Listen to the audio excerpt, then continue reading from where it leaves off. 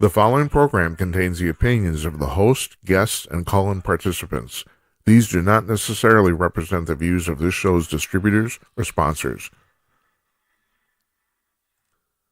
This program may contain obscene, profane, or otherwise objectionable language. Viewer discretion is advised.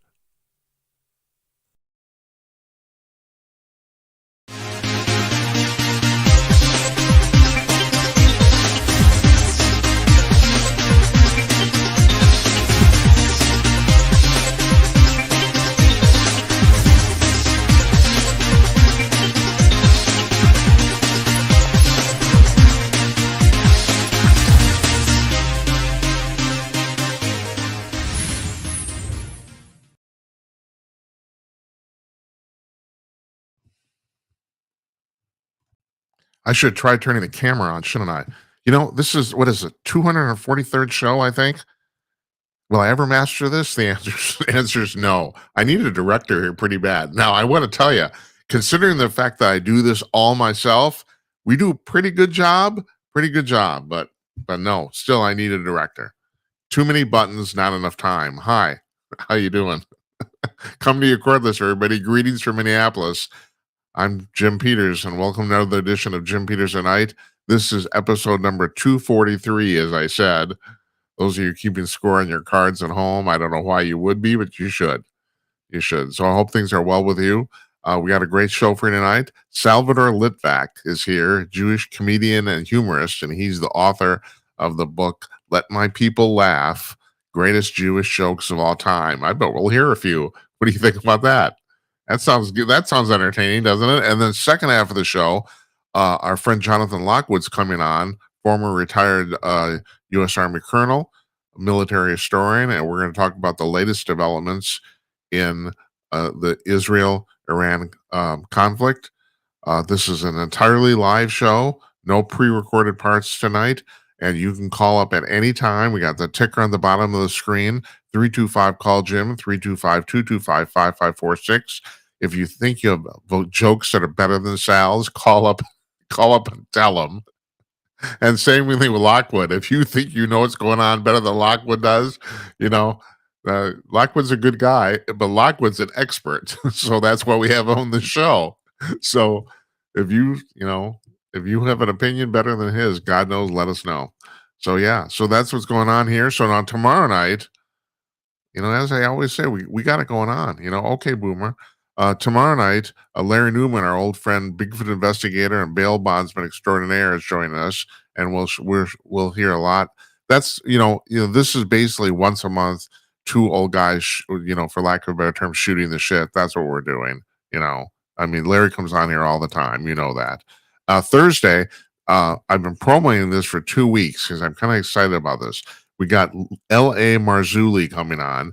He is a paranormal researcher, and he's been doing it for like 30, 40 years. I think the guy I haven't bothered to count. I think he has about 200 books 24 books in print, and he's made about a half a dozen film documentaries, all sorts of stuff, UFOs, ghosts, apparitions, paranormal stuff, you name it. He's a master of paranormal stuff, and he's coming on Thursday, and you know how I like that. You know that. So next Monday, it's the return of our all-star monthly panel, the month in review panel. I don't know why I killed this. That's actually a lie. I actually do, but I changed my mind. So because we had too many people, actually, there aren't a lot of people who write in on the show and say, well, why did you stop doing that? And that's one of the very few things that happened. People writing in, I miss those guys. Why did you stop doing that? Well, okay. And I think the last time we did it was like February or something like that. Well, it's coming back. We're doing it. And the guys on Monday are Tim Conaway, the aforementioned, and as aforementioned. What do I know? Do I know English? You do know that English is actually my second language. You do know that, right?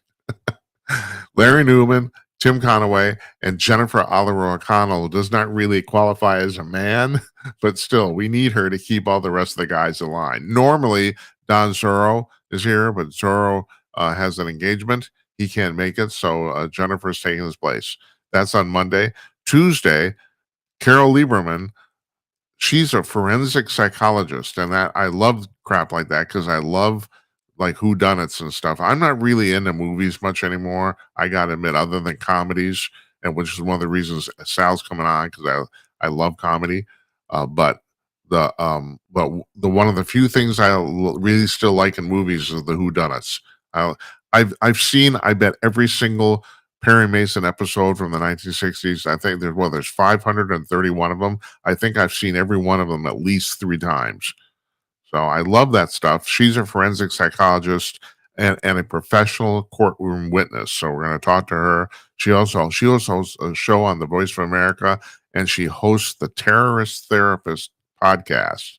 God knows we got to ask her about that. We're going to take Wednesday and Thursday next week before the 4th of July. We're taking that off. We had to take Wednesday off, and then I said, well, screw it. Let's just do Tuesday and Thursday too.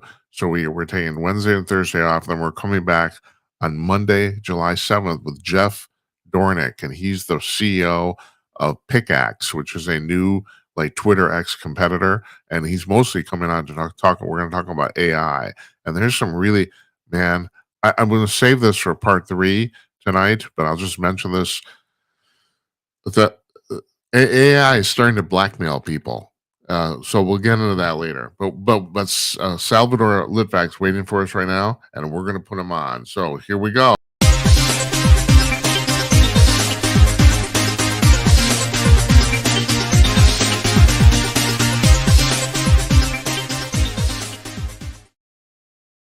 Joining us from his home in Los Angeles, California, Salvador Litvak, author of Let My People Laugh. How you doing, Sal? Great to be with you, Jim. It's an honor. Thank you. It's an honor to have you here. I love comedy. I'm basically like a frustrated comedian, as you can probably tell. I'm not too good at it. But I think you're doing a great job. No. There's a difference between being a comedian and a talk show host. And here's my first question for you. There's, your publicity stuff lists you as both a humorist and a comedian. Some people make a distinction of those two things. Do you? And if so, which one are you? I don't know who said I'm a comedian. I'm not. I am a humorist. I am an author, and I'm a film director, director of Guns N' Moses, which I love when you said you love a whodunit. So Guns N' Moses is an action thriller structured as a mystery that opens in theaters across the country on July 18th, starring Mark Feuerstein. Sal, I thought it already opened. It hasn't opened yet? No, July 18th, starring Neil McDonough, Christopher Lloyd, Dermot Mulroney. People are going to love it. It's the story of a rabbi who becomes an unlikely gunfighter after his community is violently attacked. And like I said, opens in theaters across America, July 18th. But as for comedy, I would say I was not born funny. I married into it. Thank God my wife is hilarious. Oh man, you just opened a whole door there, man. You should have said that. And I do have the book. Yes, Let My People Laugh, greatest Jewish jokes of all time. I feel like I'm an inheritor of a great comedy tradition. And I've tried to bring down the best jokes. I've adapted all of them to the best form of them for the modern ear and the modern age. And thank God, a lot of these jokes, I tell them on my channel, Accidental Talmudist, on Instagram and Facebook. We have 1.3 million followers. So many of these jokes have gone viral. And most recently, I told the joke called, it's number 87 in the book, The Supreme Leader, and it's about Israel and Iran. So you let me know when you want me to tell that joke. Now, says Jim. I love it. This isn't the thing where you just say 87 and people laugh, right? That's in the introduction of the book. Yes, exactly right. And the reason that the jokes are numbered, we'll tell that joke in a moment. All right. But the reason the jokes are numbered is because, you need jokes. You need a joke for a wedding toast, for a business lunch, for a fundraising speech, for a golf outing. So I have lists in the book, the best jokes for those situations. And there's lots of jokes that work in multiple situations. So the numbers tell you, which joke is good for that. So this is joke number 87, the Supreme Leader. So the Supreme Leader of Iran gets a phone call. Mr. Supreme Leader, this is Ori from a little village in Israel, and I'm calling to let you know that our morning minyan, our morning prayer group, is officially declaring war on you. Well, Ori, this is important news. Tell me, how big is your army? Currently, there's myself, my cousin Ron, our next door neighbor Eitan, and the entire 6 a.m. minion, and that makes 18 of us. Well, I must tell you, Ori, that I have 1 million men in my army ready to move on my command. Huh. I'll call you back, Mr. Supreme Leader. So the next day, Ori calls back and he says, okay, Mr. Supreme Leader, the war is still on. We acquired some equipment. We've got 2 combine harvesters, a bulldozer, and Eitan's tractor from the farm. Ori, I have 16,000 tanks and 14,000 armored carriers. Oh, is that so? Well, I'll call you back. Next day.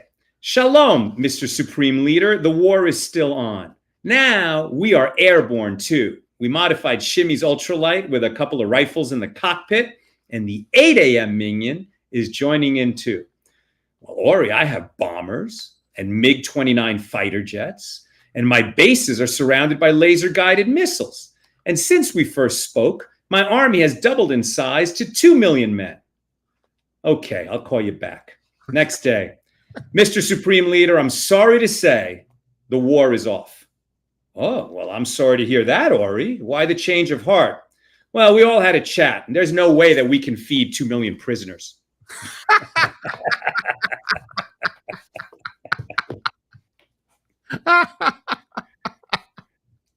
And I do laugh at my own jokes, and I don't think you should eat food from a skinny chef, and you shouldn't take jokes from a guy who doesn't enjoy them. I'm totally with you there. I'm laughing at myself all the time because mostly I'm a dork, but that was pretty damn good. So okay, so that leads me to the next question, which has nothing to do with humor at all, or I don't know if it's a question. I'm going to make a statement. It's pretty amazing how the Israelis and the Americans really decimated these people, isn't it? Because I mean, they it turns out they had nothing. Paper tiger comes to mind. That's right. Paper tiger. I know. It's really I'm pretty all that talk for all those years, and man, it's like it all disappeared in like an afternoon. Holy Christ! All right, so I just made a comment there, and you can comment. I can pick up that train of thought. Please do. Yeah, I mean, what have these people? They are the #1 state sponsor of terror around the world. Correct. That's what they know how to do, is to attack innocent people. They've been funding Hamas, funding Hezbollah, funding terrorists around the world. Now they're claiming they have sleeper cells in America. I guess an open border for 4 years would allow some Iranian terrorists to come into America. So that's something to take seriously. But as for armies that fight armies, apparently not so much. And when Israel just, first they took care of business in Gaza, then they took care of business, Hezbollah in Lebanon. And then when they were ready to confront the leader who's been funding and arming these people for so long, man, did they get down to business and took out the heads of that snake all overnight, seemingly.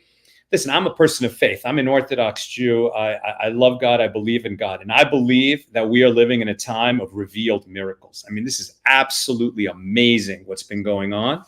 And I have tremendous gratitude to President Trump, to the administration, to the U.S. Armed Forces, and to the leadership in Israel and the army, the IDF of Israel. I mean, these people are risking their lives constantly to keep us safe. And the world is much safer with Iran not in possession of a nuclear weapon.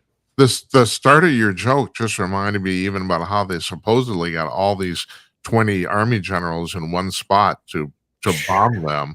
And and I was actually thinking about this. So, all right, they supposedly called every one of them individually and said, we're having a meeting. You got to show up here. Now, what's been explained to me is that these people, they don't even risk going against orders because they could end up, thrown off a building. So they basically do whatever they're told, even the higher ups. But I was thinking they must have monitored these phone calls for quite some time just to be able to emulate and imitate the people on the other end. It's a- Decades. it's like, Decades. and then you're thinking, well, this is so basic. I mean, I could do this. I used to call send when I was a kid, send pizzas to other places. It's like the same crap. It's the same crap, and it's still Remember Operation Grim Beeper a few months ago? How they took out that was Hezbollah. actually brilliant. There's been some brilliant stuff going on here. Yeah. But I do have to ask. First of all, I agree with absolutely everything you said.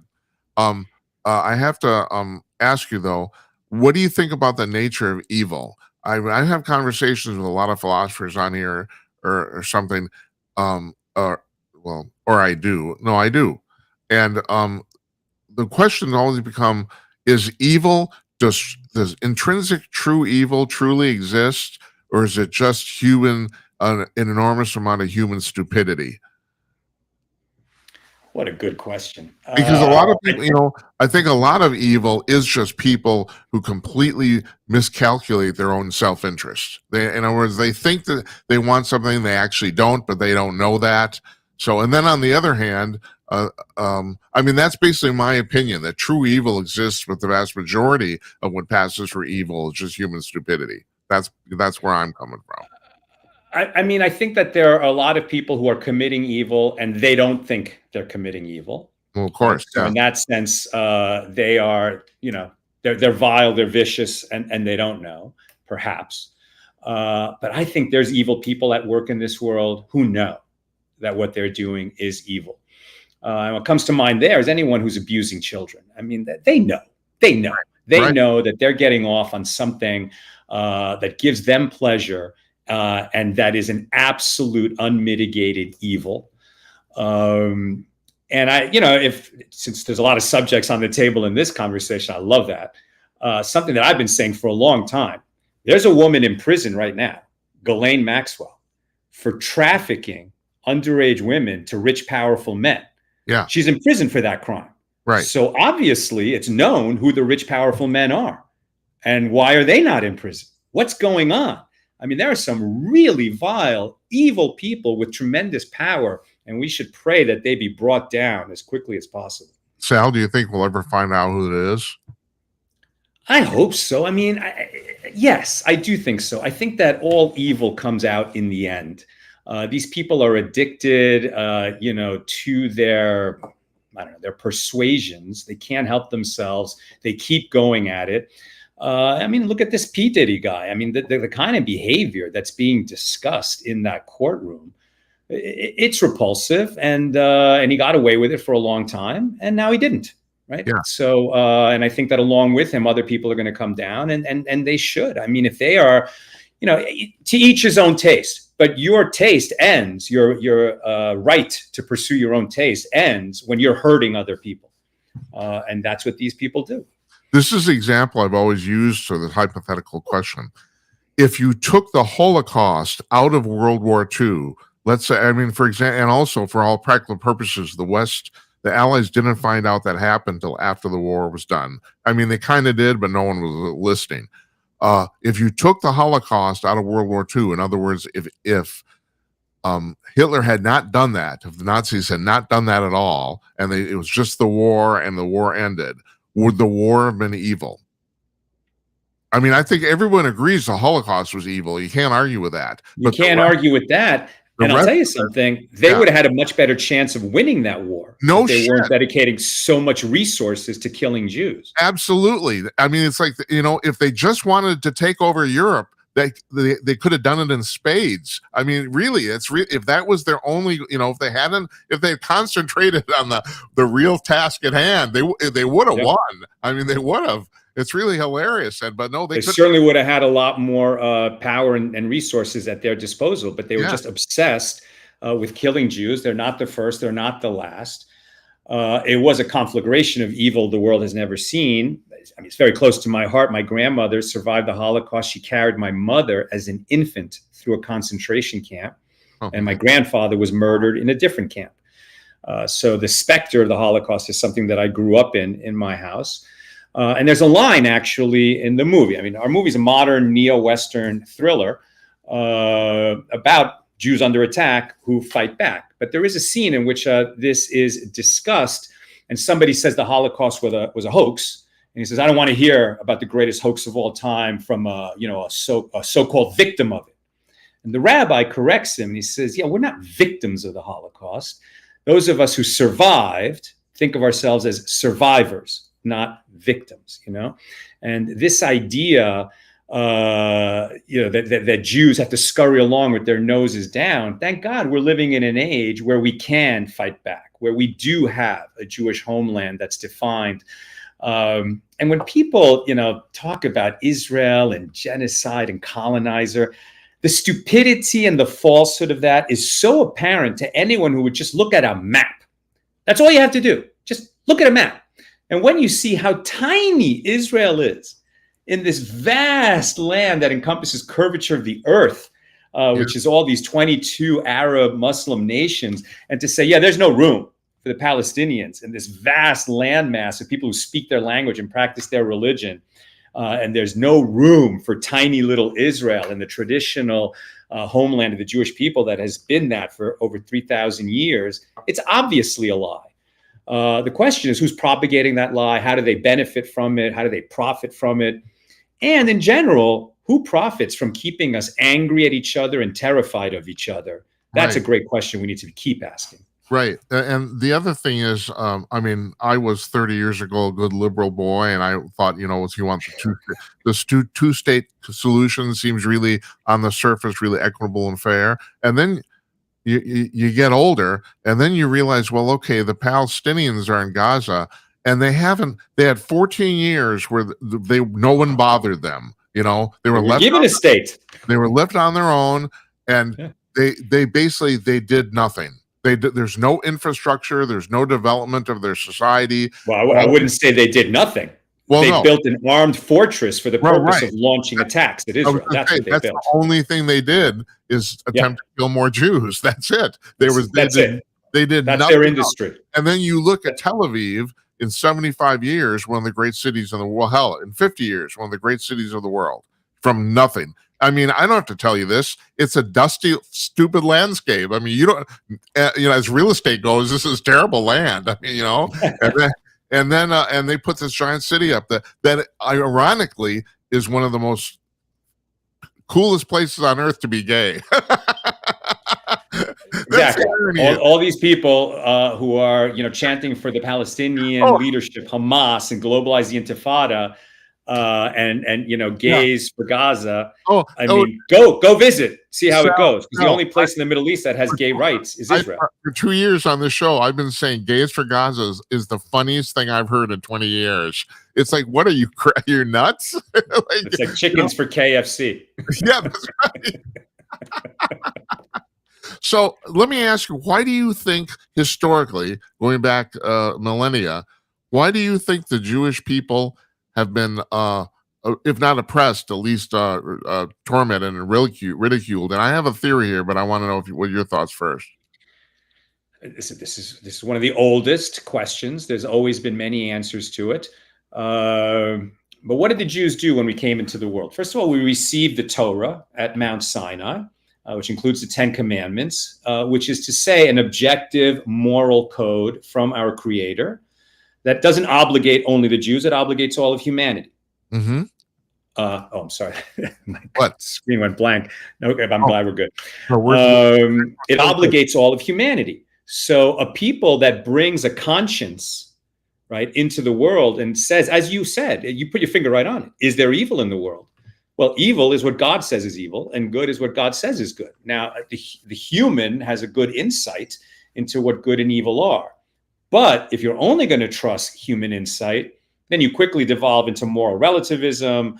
You have your truth, I have my truth. He has what he thinks is good. He has what he thinks is good. And chaos ensues. So one thing that people did not like is that Jews brought a code, which is to say the Torah, which says what good and evil are. That's one thing they don't like. Another is that the Jewish people, and this is one of the greatest proofs that God exists, that the Torah is true, the Jewish people, this tiny people, apparently hated by so many others, and here we still are. How many ancient peoples I still around. The Amorites, the think, Phoenicians, the Al, I think Agagites, the last I heard, Jewish people make up 0.2% of the world population, not even 1%. Oh, much less than 1%. Yeah, right. Absolutely. But totally overrepresented among the people who are giving contributions to the world. Right? When people say, yeah, I want to boycott Israel. Okay, so don't use your iPhone because there's technology in there. Well, all right. I'm going to interrupt here for a second. You're talking, go back to the fact that given the Torah. One of the reasons I think that Jewish people have been so tormented is because I think that arguably the Jewish faith is one of the most pragmatic, for lack of a better term, pragmatic religions on the planet. It's really there. First of all, there's no human intermediary. You're talking about, you're being dealing directly with God. There's no, the Christians have their Jesus, the Buddhists have Buddha, it's like there's, and so the Jews, they're directly dealing with God, and the pragmatism of that leads themselves to a positive society. And here's my theory here, and this is the reason I think gay men have such a hard time too. I think a lot of it's just plain envy. Like Jewish people, like you said, historically are amazingly productive, and as are gay men, and also gay men have a really good time. They do, and I think one of the reasons people hate both, or have hated both for millennia, is envy. It's just plain envy, or what anybody who's successful and can keep going and live their own life, kind of take the road less traveled, can attract attention that is negative. That's for sure. But I was gonna say, and we're still here, right? The fact that we're still here testifies to the truth of Torah, the longevity of the Jewish people, and attracts, it can attract hatred and jealousy. We're so grateful that we live in a country that has so many people who really believe in the Bible. And I'm talking about Christians who are the great friends of Israel, and who take seriously Genesis 12:3, right, where God says, I will bless those who bless you, the descendants of Abraham, and curse the one who curses you. And people take that seriously, and you could see it happen. I mean, people, who adhere to these rules, and there are laws in the Torah that obligate all people, right? Those are known as the Noahide commandments. The first of that is to know about God. You need to know about God and not deny that there is a God. And there's some basic rules that we should all be able to follow, like don't murder, don't rape, don't steal. We should be able to agree on that. But then there's a very interesting commandment, which is the very first commandment that God gave into the world. And do you know what that is? When I ask people this, they often they're puzzled. What is the first commandment? It was given at the very beginning. Be fruitful and multiply. Right? That is a commandment. And it's a very interesting commandment because normally it's taken to mean have kids, have another generation. The world was made to be populated.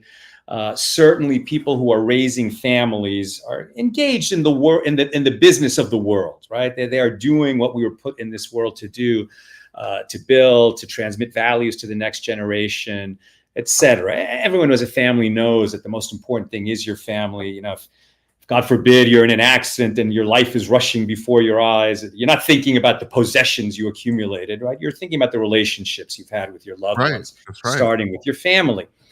But if be fruitful and multiply only meant have kids, it would have sufficed to say multiply, right? So here's some Torah study. What does be fruitful mean? Bear fruit, right? Now that's fascinating because not everyone is blessed to have children. There's many reasons why a person, is not blessed to have children. I don't have any. Yeah. There you go. But you can bear fruit, and you are bearing fruit, Jim, every night, right? You are making a contribution to the world that only you can make. You looked around and you said, there is no Jim Peters at night. There is no one telling the stories that I tell, interviewing the guests that I interview. And if I don't do it, no one will. Right. So that's talking about your mission in this world. Bearing fruit is continuously asking yourself, what is the problem that won't get fixed unless I fix it? What is the contribution that won't be made unless I contribute it? Who is the person that won't be taken care of unless I take care of them? And too many people just kind of sleepwalk through life, going from one job to the next job, one idea to the next idea, one cause du jour to the next cause du jour. But if you continuously ask yourself, why was I sent into this world? Why did God decide that this world could no longer exist without me in it? And so I was born. I was sent here. And if you keep asking, why was I sent here? Answers will come. The answer will come, but only to people who keep asking the question. And that's what we learned from Be Fruitful and Multiply. Those are incredibly profound words. Thank you very much. I appreciate that. It's funny. I will just tell you. I had on last night. I had on a former Marine who's now dealing with trauma. He's dealing with people of PTSD, not necessarily from combat, just regular trauma. And it's guys like you and him are the reason I do this, man. I really appreciate it. It's like you're educating the public, and that's a good thing. So thank God. And also, you got me here now. I wasn't thinking, so now I don't know what to say next. Shall I tell you a story? Shall I tell you a story? Please I will entertain you with a story from the real world. We're very proud, right? We're bringing a movie that's an action thriller, a taut action thriller, to theaters on July 18th. And it's a movie that is consistent with the values that we've been talking about here. I'm going to stop you for a second. I worked in, I was in the music business for most of my adult life, which is the reason I lived in Los Angeles, as I was telling you before we started here. It's pretty damn hard to get a movie produced, isn't it? How long did it take you? Years? Years. Yeah. Every movie takes years, and this one took a bunch of years. Yeah. In fact, we decided that this movie, it's our third film together. My wife and I write together. I direct. This is our third film, and when we were looking for the subject, we decided it would be a thriller. We studied the thriller genre, watched a thriller a day in our living room for 2 years. And we were looking for the subject, and then it was 2019 when there was a shooting in a synagogue in Poway, California. A woman, Laurie Gilbert Kay, was killed. The rabbi courageously stood in front of the killer with his rifle, said, "Stop," had his fingers shot off, and then the gun jammed, miraculously saving others from being killed, and people chased him out. And then the rabbi became a public figure, calling on the public to make something meaningful come out of this tragedy, to do mitzvahs, to do good deeds. They're Jews fulfilling Jewish commandments, or non-Jews fulfilling the commandments we've talked about, making something good happen in the name of this woman, Laurie. We're very proud of this movie. And like I said, it squares with these kinds of values. Hollywood movies don't. There is a woke agenda behind so many of the movies that come out that is just not consistent with who America is. This finger-wagging soapbox. Yeah. But Sal, you're actually living in the right in the heart of it there. So I mean, you're probably dealing with pushback on a daily basis, aren't you? I mean, because I'm reporting to you from Sodom and Gomorrah. It's right. You are the minority in this community. So. And in more ways than one, really. Well, this is the story I want to tell you. So we shot the movie. Like I said, it's great. It's a good movie, taut thriller, big stars. And we finished cutting picture, and we were working on sound and music. And my producing partner showed it to a bigwig in Hollywood, an agent at a major agency who sells independent movies to distributors, basically an expert in what America is looking for in movies. Mm-hmm. So he watches our movie. And he says, "Great movie. You guys are going to make a lot of money in streaming." I said, "Thanks, but we see this as a theatrical release." He says, "How many Jews are there really? New York, LA, Florida." No, he did. I said, "Well, that's an important part of our audience, but a much bigger part of our audience is Christian and conservative." He says to me, "What are you talking about? Those people hate Jews." Now, when I got my jaw off the floor, that this so-called expert in what America's looking for in movies had just slandered half of America, and I realized this guy never meets the people he flies over between New York and LA. He has no clue who America is, what America's looking for. On top of that, he's wrong. And he's wrong. And of course he's wrong. And I know he's wrong because my wife and I run this Jewish wisdom platform, Accidental Talmudist. We have 1 million followers on Facebook, 300,000 on other platforms. I teach Torah every day. And half, and maybe more than half of our audience is not Jewish. And they tend to be Christian and conservative. And they take the Bible seriously. And they appreciate a person, a man who takes his faith seriously. We've tested it. They love Rabbi Mo, the main character of the movie. For lack of a better phrase, the God and Guns crowd, very much Second Amendment values are part of the movie as well. They really appreciate, a man of faith, even if it's a different faith than theirs, but who takes God, who takes scripture, who takes protecting his community seriously. They love Neil McDonough, who's done so many movies and who's a man of honor. He's a Christian that wouldn't kiss a woman who's not his wife. And so he's played a lot of bad guys, but he's become a real hero in that community. And he's a big part in our movie. So I knew that there's an audience for this movie, and it's already happening. I mean, we're getting so much buzz. It's unbelievable how much early buzz there is. But the fact that this guy, the expert, could be that far off of who America is tells you so much about why Hollywood produces flop after flop, right? They tell themselves that the reason people don't show up to movie theaters is because COVID killed movie going, and they have home theaters, blah, blah, blah. It's the same crowd. It's the same story that in the 60s when movies had become stale, they blamed TV that people stopped going to movie theaters. Right. There was a new wave of filmmakers in the 70s that really excited the audience, new stories, new questions, new approaches. And the people came, back to the theaters. We're already having a big year because there are stories, there are movies out there that don't offend half of America and their values, right? They respect America. And these old labels of who we are, that, well, if you're a Republican, you believe this. If you're a Democrat, you believe this. Never the twain shall meet. That's not who we are. We all have answers to different issues. I happen to be a conservative on most issues, but I can break bread with a liberal. I can break bread with a Democrat. I don't get offended because he disagrees with me. And I think much of America is like that, and so the labels that the mainstream media wants to put on us and tell us that we should be furious and terrified of people who disagree with us, it's nonsense. We're past that. Absolutely. We're finally, I think, starting to realize what Reverend King said, right? We're going to judge people by the content of their character. Right. Not the color of the skin or the slogan on the T-shirt. Well, I live here in Northeast Minneapolis. Here is I'm in one of the 3 most liberal congressional districts in the United States. And if I am too also conservative, and if I didn't talk to liberals, I wouldn't have any friends. Because I'm absolutely surrounded by them. It's like they're everywhere.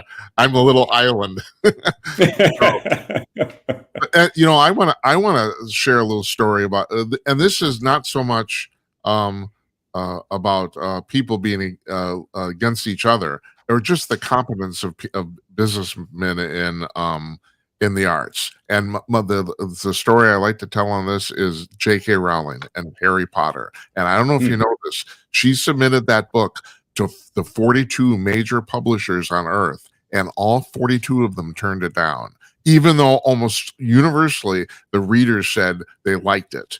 Everyone said this will never sell. And so finally Scholastica in the United States, which had never published a fiction book before, they said, we're going to take a flyer, And this book that every one of these departments in 42 major publishers rejected, and it has sold, the first book, the Harry Potter series, is sold more books than any other book in history other than the Bible.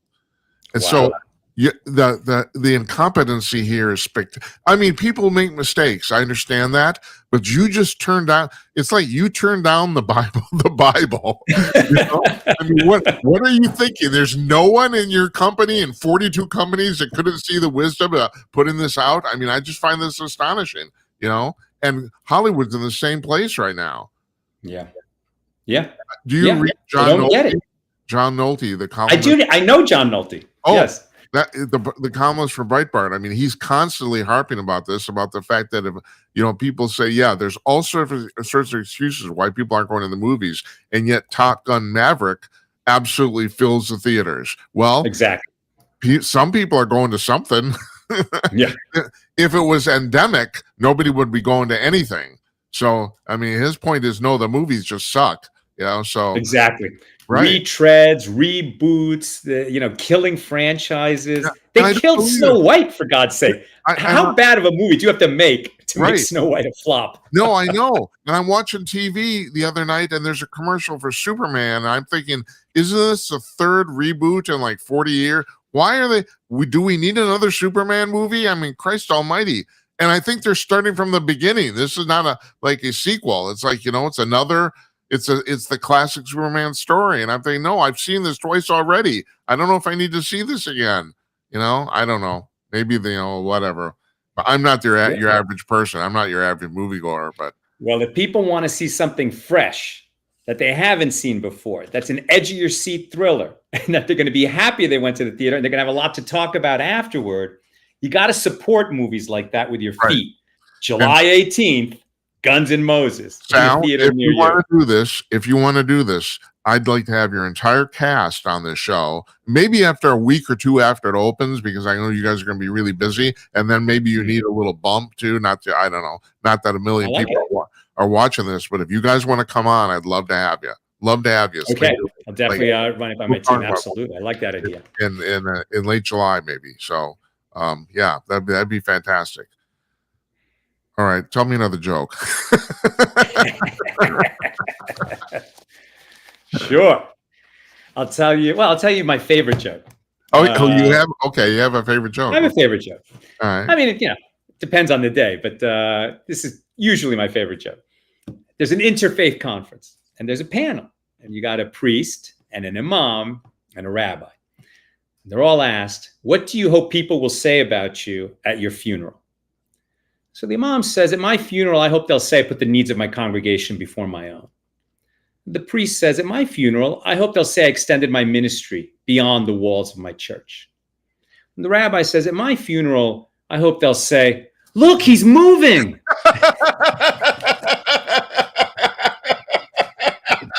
All right, that's a really good joke.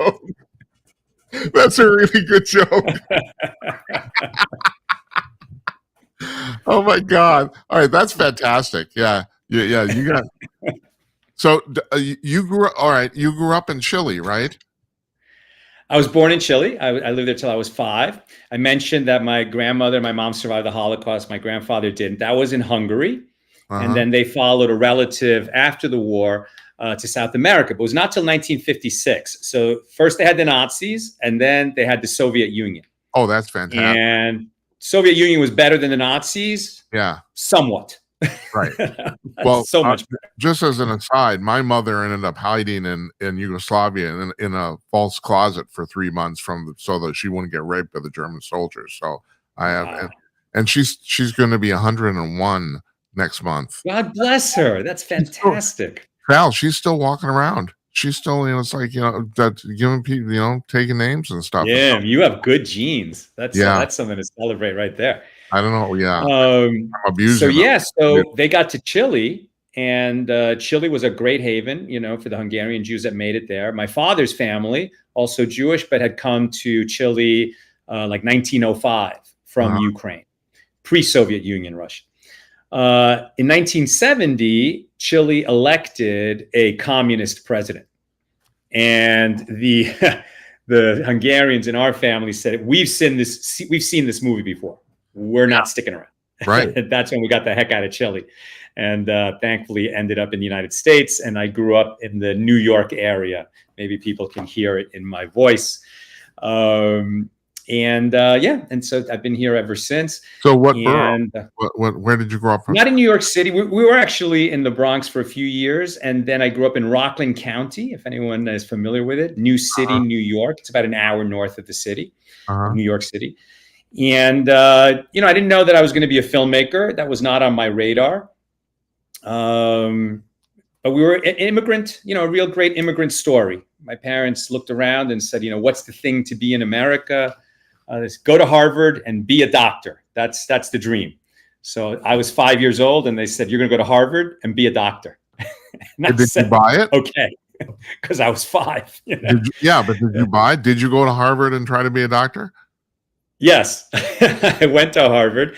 That used to be something that I would not talk about. It might sound snotty or something, but now that it's more of a badge of shame, I would really admit it. Yeah, well, hold on. I have to ask you though. I mean, I'm also a first generation American, and there's pros and cons of this. Well, one of the pros is that you're talking about you didn't expect to be a filmmaker. One of the pros is that in some ways, there's no precedent in your family, especially for like doing anything, so you can kind of do whatever you want. Did that ever occur to you at some point, or that well, I want to do this, so I'm going to do it?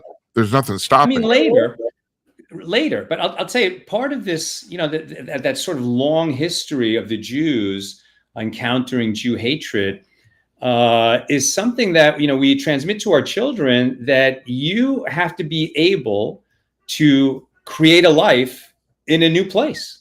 If need be, you might have to leave this country and start over somewhere else. And what can you take with you? It's good to have some portable wealth. I mean, to have a little bit of money to get started, very important. It's not that we were rich, we certainly weren't, but you had to have a little bit of scratch to get going. And education. No one can ever take your education away from you. So that's why, my parents had that very strong desire to send me to a place where, okay, a Harvard degree is going to help you. Of course, It helped me. And it was a great education, and I was on the rowing team. Did you graduate from Harvard? Did you actually? I graduated from Harvard, and I realized I wasn't going to be a doctor. I couldn't stand the pre-med classes. I was incompetent at biology and organic chemistry, when it's so competitive that it's just to get the highest grade so you can get into medical school. And so when I told my parents I'm not going to medical school, they said, well, then obviously you're going to law school. Said, that's the other choice. I'll go to law. And my father said, because if you have a law degree, you'll always have that to fall back on. You don't have to be a lawyer. And I heard that. Yeah. I said, okay. So I'll just get that law degree. And he didn't think that I would finish law school and then not be a lawyer. But it was a wonderful experience for me. I went to law school at NYU. I was in the city. I lived in the Village, great artistic center of the world. And because I'd been a rower in college, I was so busy that I really need to start thinking, like, who am I? What am I? What I said earlier. What's my mission? Does NYU have a rowing team? No. Okay. What are they, rowing in the But that was already law school. And and in law school, whatever. I was like a law student by day, poet warrior by night. Just filling journals, trying to figure out. I feel like this creative drive. How am I going to express it? I thought I would write novels. But then a friend of mine went to film school, and I'm like, what's that? It's like, what do you mean, what's that? You go to learn how to make films. And I just never heard of it, and then I started looking into it. I love movies. I mean, I just always loved movies. It never occurred to me that you could become a film director. This around the 1980s? Yeah, I got to NYU in 1987. I graduated law school in 1990. And then I worked like a year and a half at a corporate law firm, but it clearly wasn't for me. And I applied to UCLA Film School and the MFA directing program. And I had no business getting in. I had no background, but I wanted it so badly. I campaigned for it. I researched who were the professors that would be interviewing me. I learned what their backgrounds were, and when I went in to be interviewed by them, I talked to them about them. And here's a great piece of advice for anybody who's who's looking for a job, going to go through a job interview. Get the interviewer talking about himself or herself.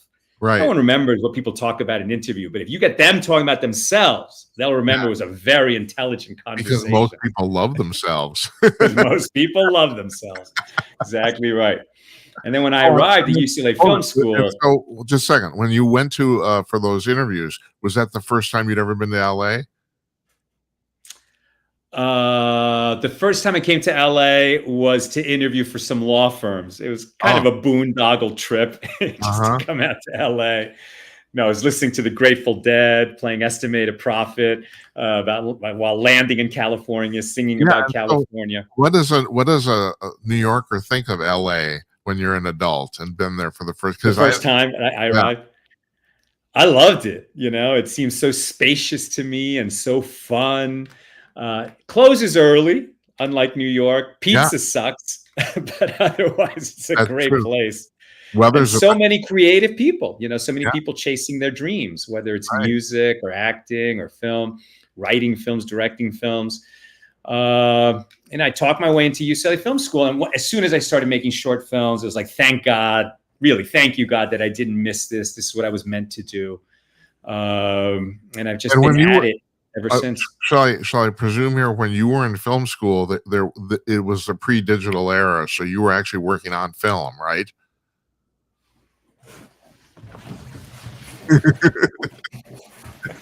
Here it is. A splicer. Yeah, right. That's right. That's how we used to cut film, right? Yeah. Literally Yeah, cutting the yeah. film. I know because I worked in audio, so we were cutting tape, so it's the Yep. same thing, and people that just as an aside, all these young bands now they record digitally, and usually now there's a big deal about they'll take their master and run it through a two-track analog tape recorder because they like the analog sound, and they all pine for this, time 40 years ago when people it was such a pain in the ass. You don't want to deal with this. It's like you don't. We had to recalibrate these machines every 3 hours, 2-inch tape, 24 track. It was really a really pain in the ass. It's like, oh yeah. You pine for that? Sure. You go ahead. Yeah, and every time you audition and edit in a movie and you want to slide it back or forth, one frame, Yeah. now there's tape running through the sprockets and it makes it jump and you have no idea how it really plays, Right. until And the thing is, you're right. You're making an edit for one frame and you have to change all of this stuff. I mean, it's like, it's like not like today. Boop. Exactly. Anyway, I'm sorry I interrupted you. My apologies. So you got into film school. You got in.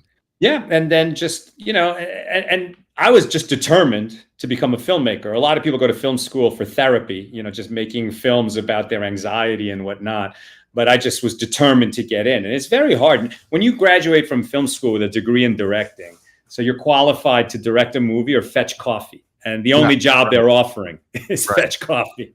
Right. And I had lots of jobs. I managed a 30-unit building. I read scripts at an agency. I gave consultation on scripts, just anything. And then I met my wife. We started writing together. We wrote a bunch of scripts. And then finally we raised the money and we made our first movie, When Do We Eat?, which was a pretty raucous comedy with a spiritual center. It was Jack Klugman's last movie.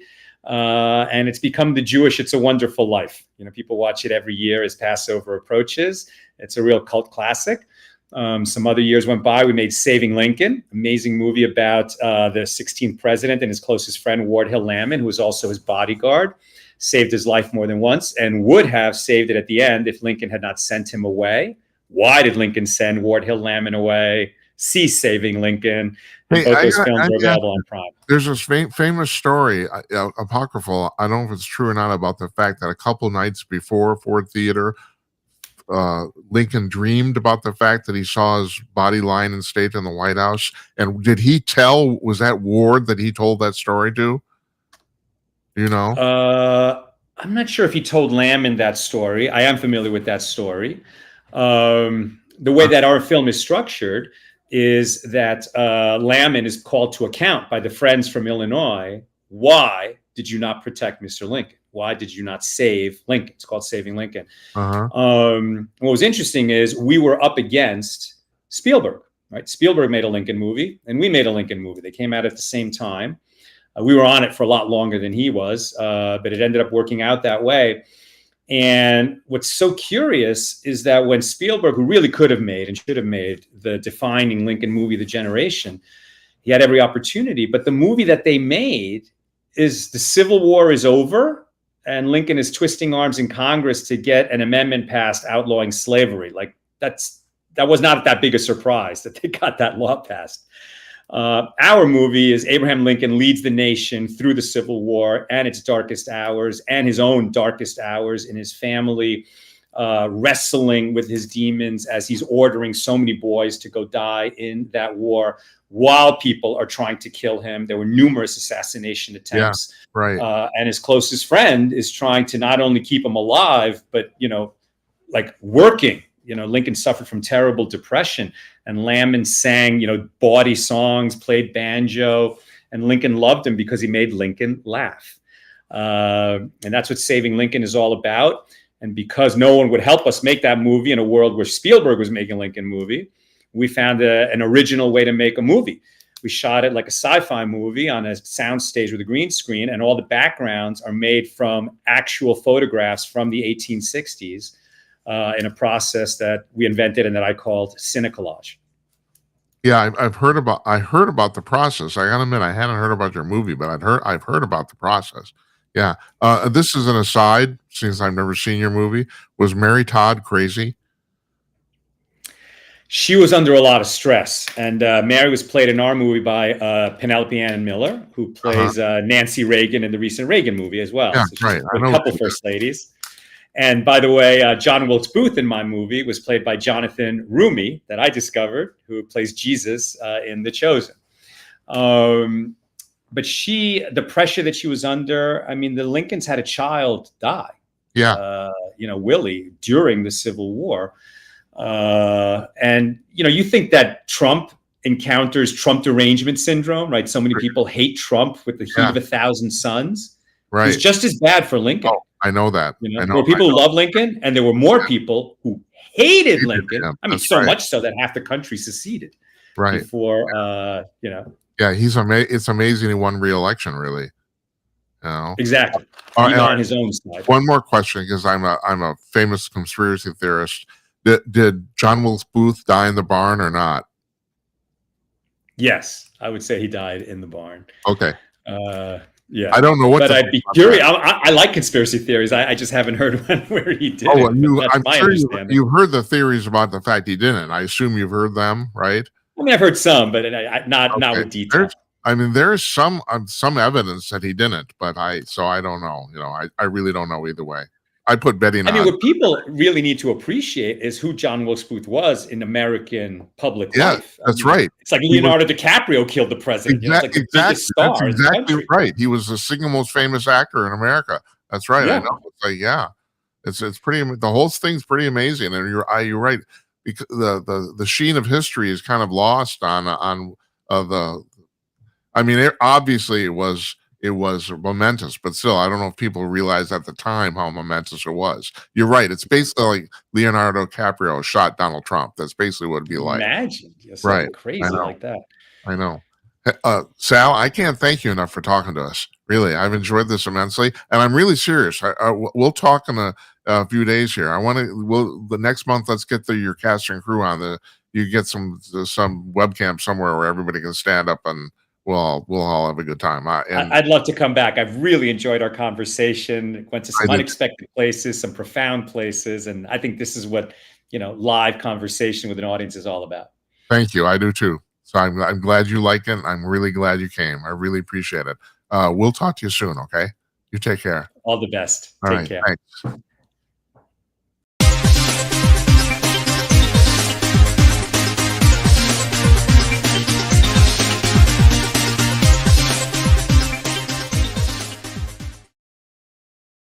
All right, now joining us from his home, I got guests on this show, Jonathan. Yeah, you're a lucky man. I'm getting to go. Yeah, I am. Your dance card's full. You're a happy man. Go for it. Oh, it is. You're absolutely right. You even have the luxury of me coming in to fill in garbage time after your main guest. No, it's the garbage time. Now the garbage time relief pitcher here to entertain you. Yes, I would call you the second guest, but no. Oh, okay. Oh man, you're in good spirits tonight. Yeah, read my book if you're having trouble falling asleep. That's right. Read either one of them. Either one works great. Well, thank you, Dr. Lockwood. Yeah, I just went off the la la land just like that. And are you in your pajamas? Is that what you're going to do? No, this is I'm wearing my We the People patriotic shirt. Yeah, so I'm talking to Sal Litvak there, and he's in LA, so it's like 7 p.m. there, but it's 10 p.m. where you are. Yep. Right. So it's late. It's past your bedtime, man. Yeah. It's getting there. Yes, I'm still coherent, just barely. That's all right. Yeah, I had my earlier dose of coffee. It's not quite worn off yet. When I reach my limit, I just toddle off to La La Land, shut down the computer, and away I I go. appreciate you coming on so late. I also appreciate Hey, you no. coming on live because I really wanted to talk to you about the real up to the minute stuff here. So the last I Yes. heard, it seems like nothing's happened during the day today, but this morning, Mr. Trump was bitching about the fact that the ceasefire was basically being violated by both the parties. Is that basically what you And he was dropping the F-bomb. Yeah, right. He was dropping some F-bombs of his own. right. And you can't really blame him. I mean, given the fact that he's put his reputation, his credibility on the line in going ahead and doing what no other president in the past few decades has been willing to do, actively take out Iran's nuclear capability using military force and using those bunker busters, which is really just one step short of nuclear weapons. Yeah. And I've looked at all the reports that I can get hold of, and the assessments, and of course you get these conflicting reports, which say, so yes, the main thrust of the reports is yes, we destroyed their nuclear capability or set it back at the minimum a few months, and which of course buys time for the United States and Israel to follow up. They're not going to just stop looking.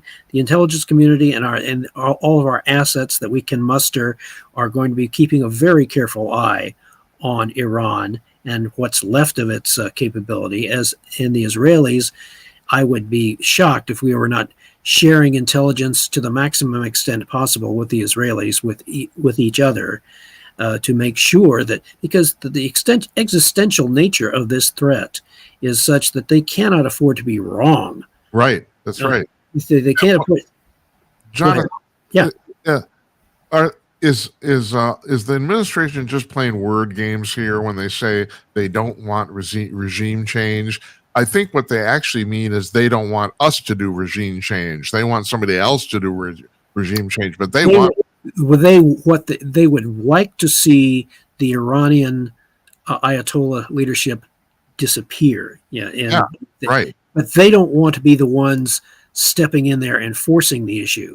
They would prefer that the Iranian people, take care of business themselves and overthrow the Ayatollahs and establish a more congenial, peace-loving regime that is more open to peaceful interaction with the West, and to give up this obsession with destroying the Jewish nation that has dominated the Ayatollahs' thinking ever since they came to power.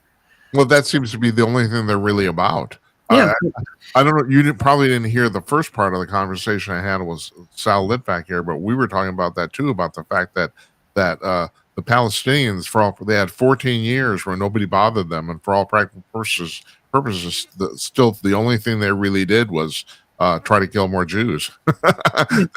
That seems to be what they're about. That's all you see on their resumes. Right. That's right. Exactly. So one of your cohorts this afternoon on Fox News, he floated this. He said, well, a likely or preferred scenario would be that there would be a military coup in Iran, and the military would take over for a period of time and then turn it over to a representative democracy of the people there. Now, military coups usually don't do that, but Iran's a relatively educated country. So, I mean, what do you think of that scenario? Do you think that's possible? Or? Fortunately, Iran has a relatively educated populace, which would fulfill one of the requirements for establishing a lasting representative democracy.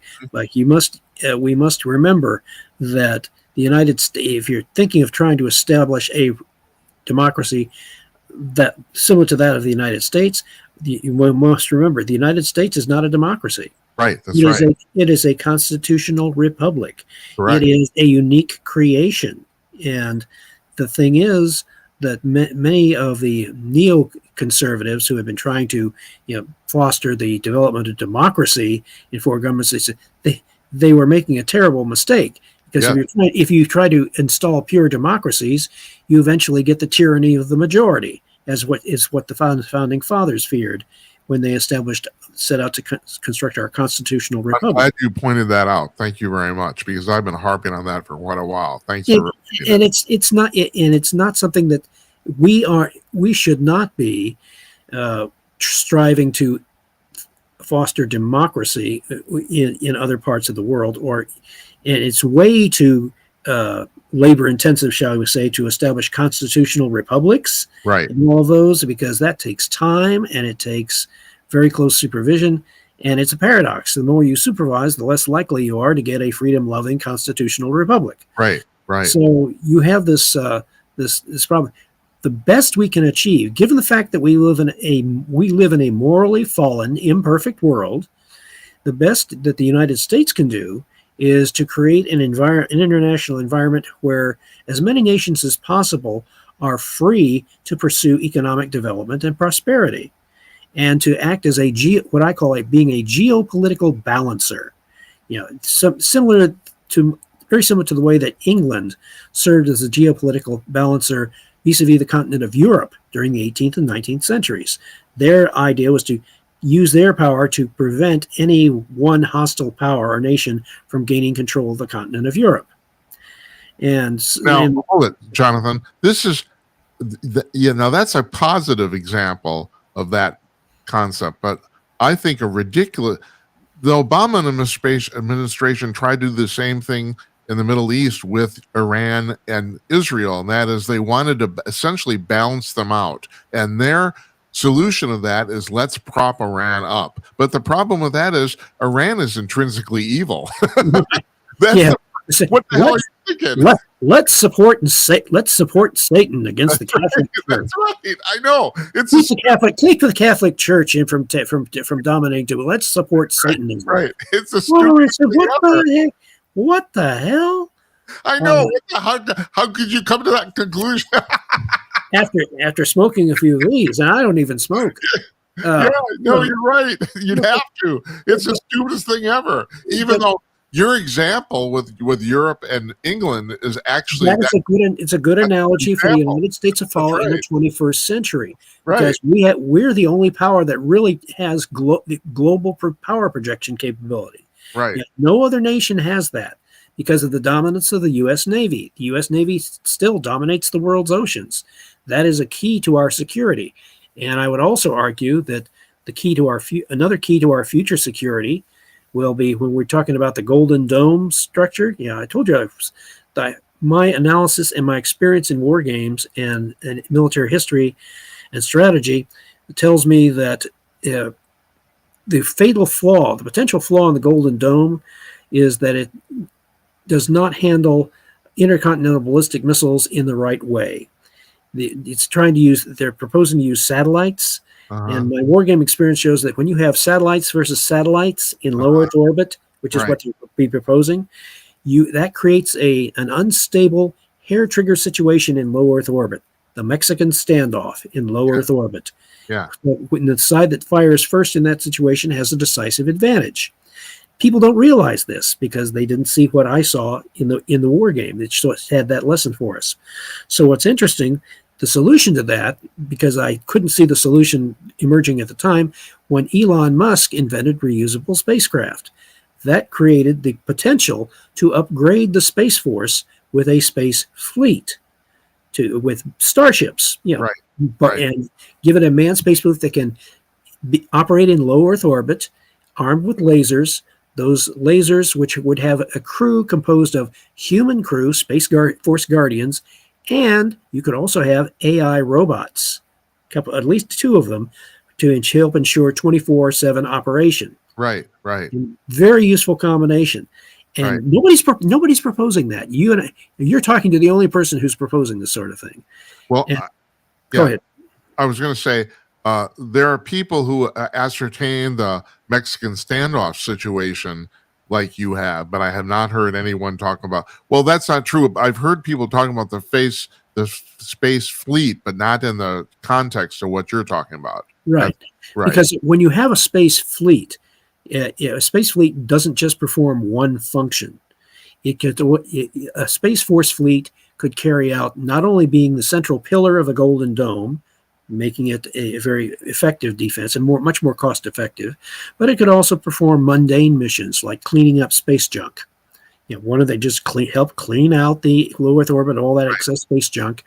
It could also it's a bonus mission, really, almost too easy a lift. It could monitor and evaluate climate change, just in case you wanted a separate set of eyes, instead of relying on flawed computer models to talk about climate change or to see if there's any real phenomenon there to it. You also have the potential for also operating a lunar base, for supporting the development of space commerce, exploiting asteroids that have other types of rare earth minerals or other materials that Earth could use. There are multiple missions, and most important of all, is a Space Force fleet could act to block, deflect, or destroy comets, meteors, or asteroids that would actually be confirmed as threatening to hit Earth. Gives you more options. Or the coming extraterrestrial invasion. Oh, no. Here, that's what's fascinating about that is that let's just take that at face value for a second. Okay, all right. Okay. There is a YouTube personality, a futurist and science fiction author, John Michael Godier, Godier. He has a number of series of wonderful YouTube videos that talk about this amazing universe in which we live. And 3 of his YouTube videos are well worth watching. One of them is 10 reasons why aliens might want to invade Earth. The second one is 10 reasons why aliens might not want to invade Earth. And he goes through these very logically in this. And the third one, and most fascinating of all, can alien civilizations detect us? And he goes through the logic because any alien civilization that would have to know which direction to look, and they would have to have some serious collection equipment in order to be able to detect the existence of our civilization, especially when you consider the fact that we've only been sending out radio signals for the past, 125 years? Yeah. So that means is the radius of our radio signals that can be detected, it can only be detected out to 125 light years from Earth. I understand. So that means any alien civilization that's farther away than 125 light years would not have a clue that we are here. But there's so many, Jonathan, you're talking my wheelhouse now. There's so many planets within 125 light years that right. I know. So let's step through this logically. We're taking Star Trek and we're walking it back to the current century here. Okay. So what would we be worried about? We would be worried about the Space Force intelligence as it develops. Space Force's intelligence mission would be to, using our databases and linking up with SETI and other places, we would be looking at all star systems within 125 light year radius. Right.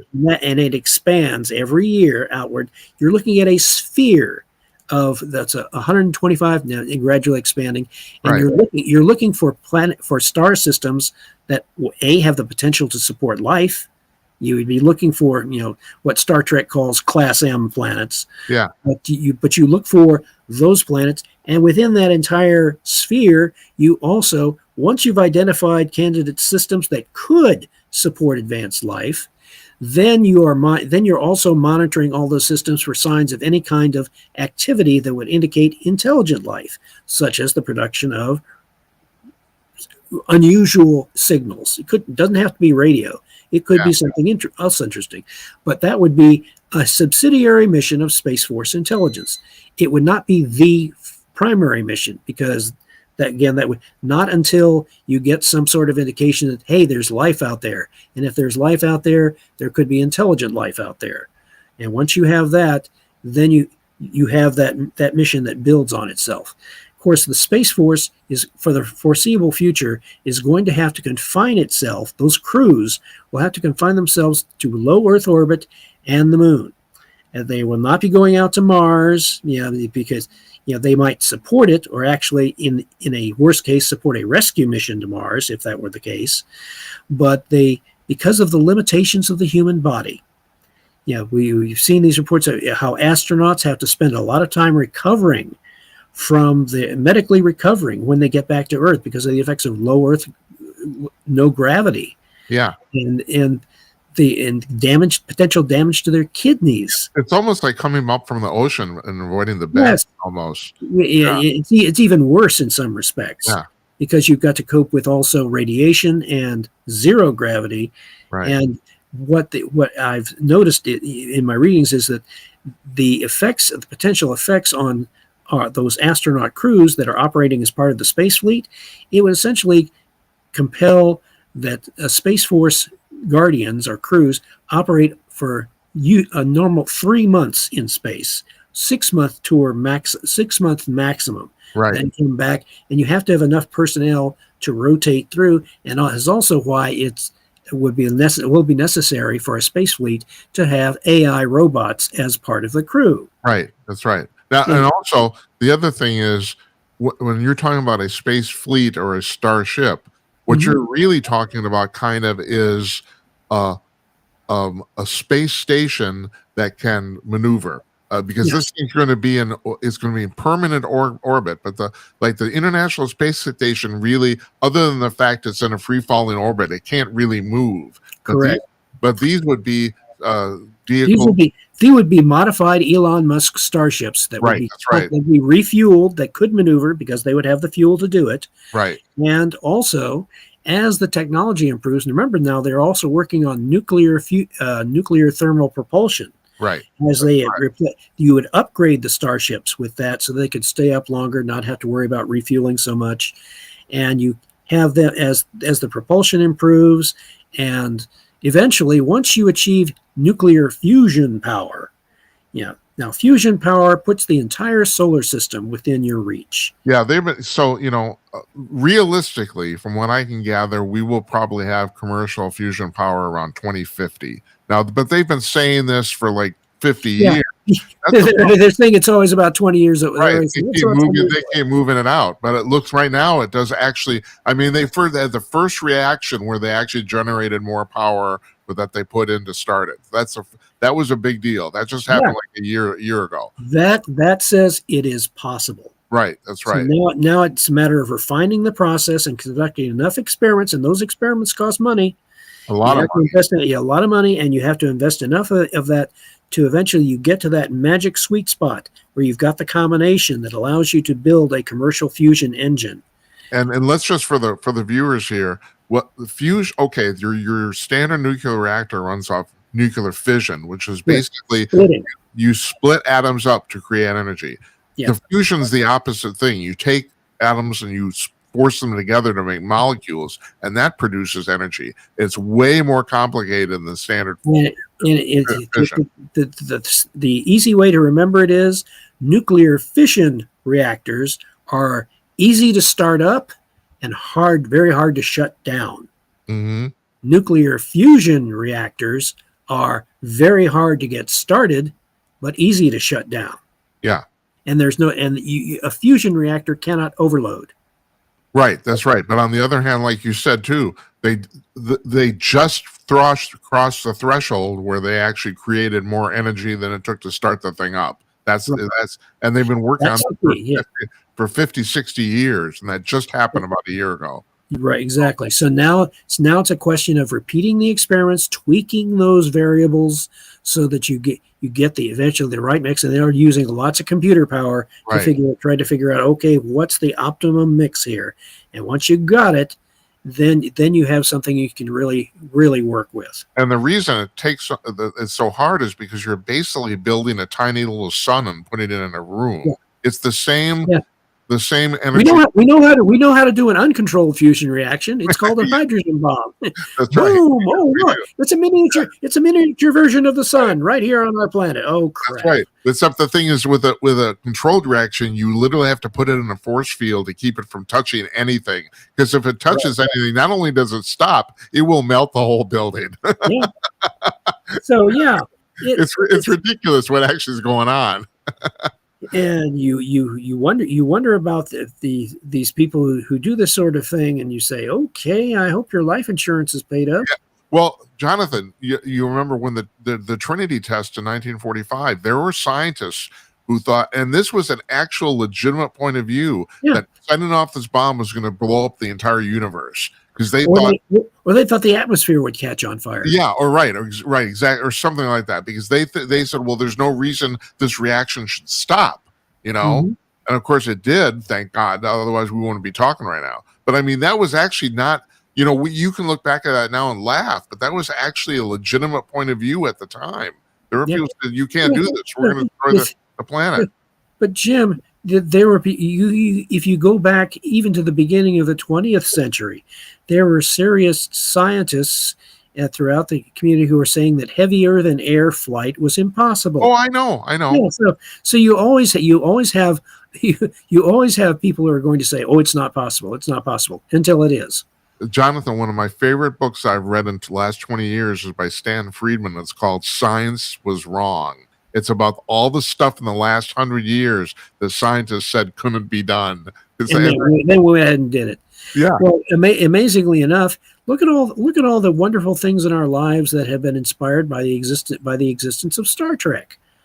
Yeah, your little smartphone, your cell phone, inspired by Star Trek. Right. Even those pneumatic doors that you take for granted that open when you come up on them. Yeah. Star Trek was the first to show that. It wasn't a real pneumatic electric door. It was two guys sitting behind the doors. I had a guest on the show, Jonathan, and I don't think it was you, but because this was a philosophical conversation. Not you don't talk about philosophy, but some guy came, and I can't remember who it was, came on about the fact that said that Gene Roddenberry might have been like connected to something in the universe, because he has predicted so many things that turned out to be true, not just like gadgets and appliances, but even about physics. I mean, as a matter of fact, his insight is, let's call it gifted insight, is replicated in one of his best episodes, The City on the Edge of Forever, with Edith Keeler, where Edith Keeler in that episode is during her speech in her soup kitchen, she's talking to her customers about all the wonderful the days that are worth living for, about how mankind is going to be able to do all these wonderful things, harnessing incredible energies and things like that. And Spock is listening to this, and Captain Kirk, and Spock is saying, "Gifted insight." Yeah, and quite. Yeah. So but Roddenberry was doing arguably the same thing, and Roddenberry his thesis is being proven correct. I know the existence of many planets. Yeah, and what Star Trekkers would call Class M planets. Right. Those that are in the Goldilocks that actually support life. I know. It's only 25 years ago we didn't know of any planets outside the solar system. Now we find about a dozen a day. I mean, it's gone up to several. In 25 years, we found several thousand planets. It's mind-boggling. And our estimate of the size of the observable universe has now gone to. Now astronomers estimate there are over 1 trillion galaxies. Yeah, galaxies, and each galaxy has about 100 billion stars. That's right. I know. It's just mind-boggling. And so you look at the incredible size of this, and that's the universe we are able to see. That's right. We don't know the unknown universe that lies beyond those trillion yet. Right. Well, no, not God. Then you talk about all this dimensional stuff, and my God, I mean, your brain will explode. Not yours, John. It's kind of small. I'll just get a headache. It's like when people when people talk about running a marathon, and I said, when I think about running a marathon, I just go lie down until the feeling goes away. That's right. I know. Like, you go do that. I'm gonna watch Rockford Files, or something stimulating something else. Who knows? But yeah, it's just amazing. You didn't like the Rockford Files? You didn't like that show? I like the music, the theme song. put me to sleep every time. And there are all sorts of wonderful series that you can go back and watch. Matter of fact, tomorrow night, I'm at my church. I am sponsoring a classic Star Trek double feature. And what are they? What are the two? The two, it will be the Doomsday Machine, with the planet killer. And the second is the City on the Edge of Forever. Yeah. And the now these are mainly for all the adults in the group of adults in the congregation. And my goal is to then, after they've seen them, I said, now I would like to show these classic Star Trek episodes to your high school and middle school youth in the congregation, because for them it's a brand new experience. It's way before their time. Right. But those and a couple other episodes that I will introduce to them later. One is Bread and Circuses, and the other is The Ultimate Computer, which in its way foretells the problems involved with AI. Yeah. Very forward-looking. I've introduced those episodes and tease out both scientific as well as potential spiritual lessons that can be derived from these episodes. Yeah. So good for you. That's pretty cool. It really is. So, and also, there are other things that, you and I have discussed these offline. Sometime we'll have another, we'll probably have another discussion offline within the near future. But in any case, there are it just is absolutely amazing what is some of these things that I predicted or advocated, such as the Golden Dome, which if the Golden Dome is perfected with what I am suggesting, then it will form the basis for creating what I called in my book, The Russian View of U.S. Strategy, back in 1993. I advocated the creation of a worldwide strategic defense matrix, WSDM, WISDOM. That is and basically it is a system which is designed to neutralize the nuclear arsenals of Russia, China, North Korea, Iran too, if they ever get around to building one again. Yeah. But basically, it would neutralize the world's nuclear arsenals. And the motto that I came up with for WISDOM is, I would, if I could make a T-shirt, say support the worldwide strategic defense matrix, WISDOM, because wisdom does not kill. All right, that's good. That's pretty good. So actually, let's get back to this Iran thing. So yes. and forgive me, I don't think I've talked to you about this since it happened. So these bunker buster bombs, this was the first time they were ever actually used in combat, correct? Correct. And the B2s can only hold 2 of them at a time. Do I have that right? Yeah, that's correct. Right. Now the thing is, the whole B2 stealth bomber thing is really fascinating because. They have. It's also the reason why the B2 we do not sell B2s. No, we don't. That's what I was going to bring up. We don't sell them. It's the only because it's got very classified equipment on it. The technology that we do not want anyone else even knowing about it. That's right. That's why they won't even let non-Americans even drive them, for that matter. Right. Right. So yeah, it's from what I understand, it's the only airplane we've ever had we have not sold to other parties. Correct. So, and they've made 19 of them, and they're $2 billion a piece. They lost one, so we have 18. They lost one on a training flight, I think it was. But the person responsible for losing that aircraft lost his career. Oh man, that's $2 billion. Well, your pension's not going to make up for that. No. But even an F-15 costs like $100 million, So, but the F-15, the F-15 Eagle is such a magnificent investment in military technology because the record of the F-15 in air-to-air combat, I read 104 kills. It has never been shot down. The score is 104 to nothing. And how old is that aircraft now? How long is it? 30 years or more. Yeah, that's what I thought. It's been around a while. It's been around, and for it to be around that long and be unchallengeable in the skies, is it speaks well of the potential of American technology, not just to maintain our supremacy to the degree that we need to be the world's geopolitical balancer, but it also shows the potential of American technology to neutralize the one thing that makes Russia and China, great powers in their own perception, neutralize their nuclear missile arsenals. That is the key. That is the crucial center of gravity, their crucial weakness, one they do not want to talk about. Matter of fact, it's why both President Putin and Premier Xi had said that the Golden Dome is highly destabilizing. They are afraid of the Golden Dome. They don't want it. That's right. That's because it not because it threatens their existence. No, because it threatens their power. That's right. Exactly. To intimidate. If we neutralize that, and because it is such an unchallengeable, potentially unchallengeable thing. Because once you introduce that once the Golden Dome with a space fleet, just say for the sake of argument, once it reaches initial operational capability, that is what President Trump could achieve with this approach by the end of his term. Initial operational capability. In other words, so you've got some starships.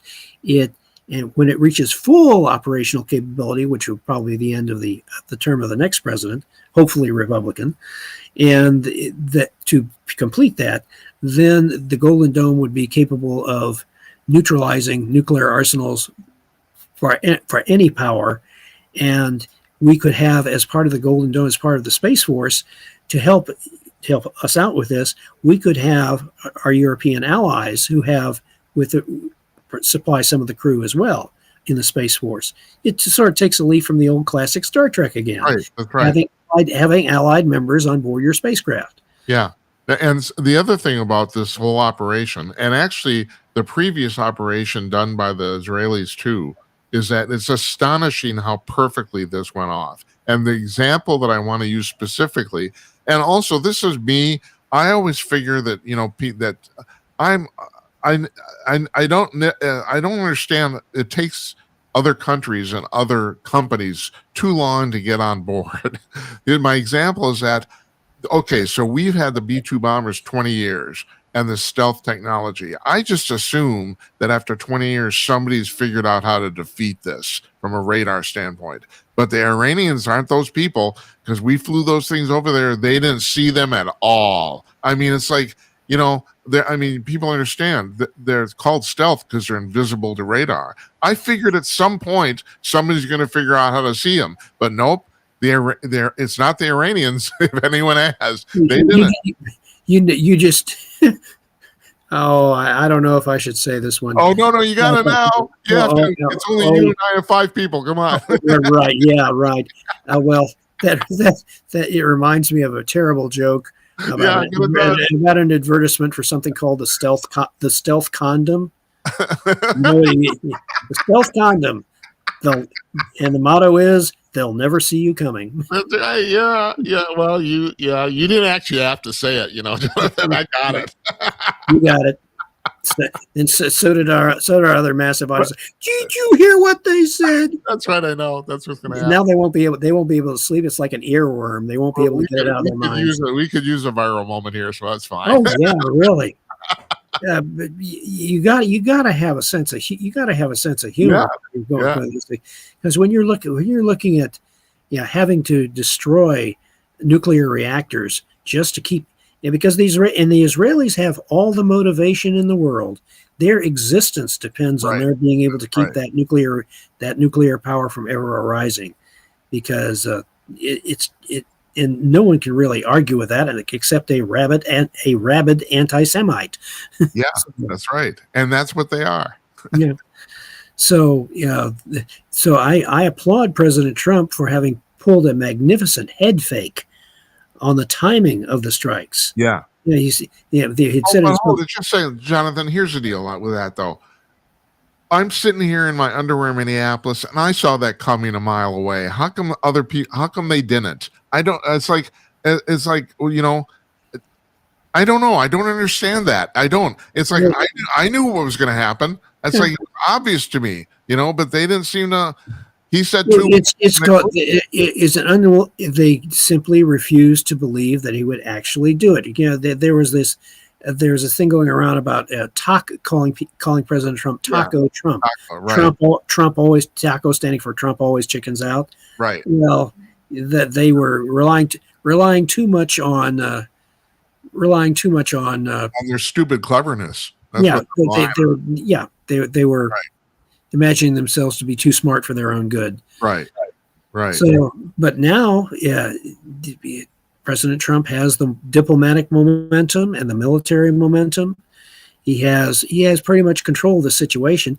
Now it's going to be a matter of seeing how well his economic policies can be shepherded through and allowed to take effect.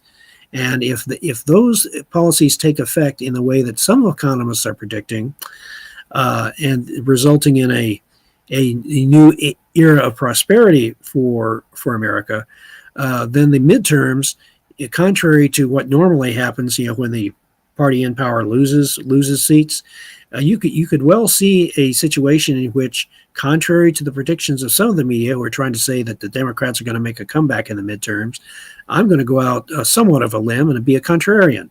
I'm going to say that the Republicans will expand their majority in the House and expand their majority in the Senate. That's my prediction also. And as a bonus effect, one of those 3 remaining liberal justices on the Supreme Court may just take a look at that when they expands and said, "Oh, the heck with this," and just retire. Yeah.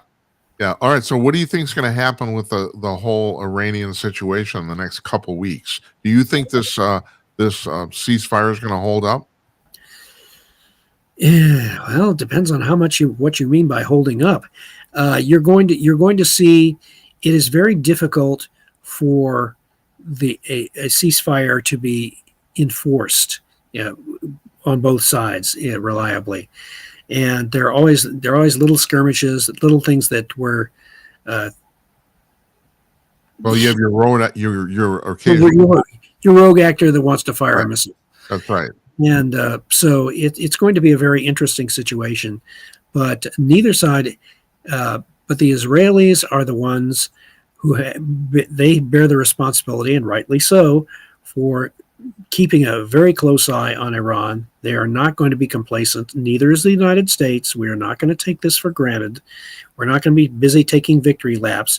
We are going to be this administration is very focused on what it wants to accomplish. Yeah. They're not going to be dissuaded. They're not going to be discouraged. They're going to be very persistent because they know that President Trump, this is his way to establish his legacy for history. And he is he firmly believes, and I have no reason as a Christian to disbelieve him. He firmly believes that he was spared by God twice from assassination in order so that he could carry out God's larger purpose for his life. And it's hard not to argue with that. You really can't. And after all, God spared me from dying of cancer 3 years ago. Yeah. So that was one of those situations. Say, yeah, okay. And my wife told me, he says, God has spared you for a larger purpose, and I firmly believe that. And I believe that I have research and analysis and conclusions that I believe would be of great value to the current administration in helping them achieve their goals. And we shall see in the coming months and years, whether these paths will intersect. Well, we need somebody from the administration to watch this show on a regular basis. That's what we need. Well, we need some of your good buddies to sort of say, "Hey, have you seen this show?" And That's right. funnel it to him. You have him come in and say, "Sit the president down with a Big Mac or two." That's right. They watch this show and then get some inspiration. Listen, talk about Star Trek. Let's talk about Let's talk about Files. Let's talk about bringing Star Trek into the 21st century. Yeah, exactly. Jonathan, I'm gonna let you go to sleep now. Yeah. Oh, you are, and my beloved wife just came walking past just to check out my status and see. She's not going to walk through past the camera. We're not going to see her. Oh no. My beloved wife values her privacy. Yeah. Well, I think I've maybe told you this before. When I got married, my wife said, "I'll marry you under one condition." I've always been in the entertainment business. She said, "You will never drag me up on stage or in front of a television camera ever," and I've never done that.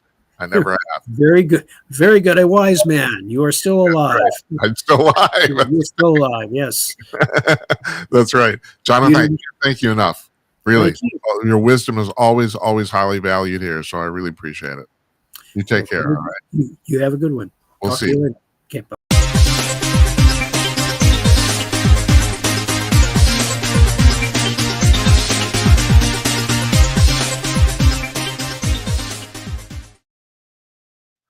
Man, what a show. We had 2 guests on live. It's like couldn't be better. I hope you like this. I'm not going to do any news tonight or anything. We're just going to end this. We've already been yakking here for about 100 minutes.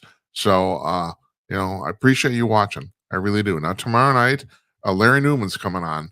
He's a Bigfoot investigator, the bail bondsman, and a staunch conservative. And he will talk about those things.